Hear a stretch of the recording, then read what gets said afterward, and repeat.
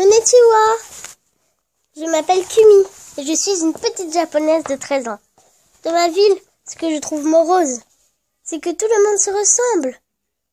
En tout cas, toutes les petites japonaises de mon âge qui vivent à Tokyo, comme moi. Moi, je suis le contraire. Je suis la seule fille de tout Tokyo à avoir les cheveux bleus et ondulés. Naturellement, sans ceinture. Bien sûr. Moi, je suis pas le genre de fille à être sage. Je suis maigre et je me bats avec les garçons. Je retrousse les manches de ma chemise, je retrousse ma jupe, détache mes beaux cheveux que toutes les filles envient. Moi, je suis quelqu'un qui s'impose. Ceux qui sont pas d'accord avec moi s'en vont. J'étais la honte de la famille et tout le monde s'intéressait à mon grand frère. Les adultes l'adoraient, les filles lui couraient après, les mecs l'invitaient à des parties. Il avait de bonnes notes, était musclé, faisait du foot, du rugby et parfois un peu de natation. Il faisait semblant d'être gentil avec moi et me tirait les cheveux quand on était tout seul. C'était le chouchou de la famille. Comme je l'ai dit, je suis littéralement un petit diable. Un jour, j'ai été exclue de cours pour 3 jours et je marchais dans la rue pour rentrer chez moi quand j'ai ramassé un livre de mythes et de légendes. J'ai ouvert la page au hasard et je tombe sur une magnifique illustration d'un homme jouant de la flûte pour faire repousser de belles fleurs. Je me suis assise pour le lire. La seule chose qui peut me faire rester sage, c'est lire. J'adore lire, contrairement aux filles de ma classe. Il était une fois un garçon qui n'avait pas d'amis. Il était très seul. Un jour, il ramassa par terre une flûte enchantée. C'était écrit en grosses lettres un peu tarabiscotées, avec des vieux dessins. Le reste raconta que la flûte permettait de guérir ou de tuer, mais qu'il s'en servait rarement, et avait la sagesse de ne pas l'user, et que tout le monde l'aima. La plus belle jeune fille du pays tomba amoureuse de lui.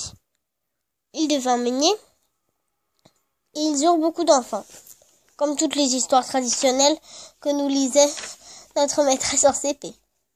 Puis, j'ai soudainement aperçu devant moi une magnifique flûte semblable à celle du livre. Il y avait aussi la tenant, un homme fort âgé, la tenant dans ses mains. La flûte avait l'air de me dire « Prends-moi dans ta main. Je suis si petite, que pourrais-je te faire ?» Le côté démon et le côté ange se bagarraient dans ma tête. Eh oui, il y en a un. « Ne le fais pas !»« Mais si. Mets du croquant dans ta vie, ma petite. »« Non, c'est dangereux. » Vous savez qui j'ai choisi?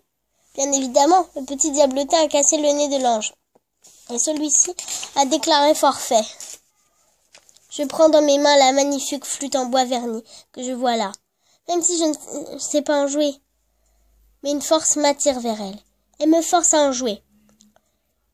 Contrairement à ce dont je m'attendais, je suis surprise de constater que je ne fais pas de fausses notes, et un son merveilleusement mélodieux en sort.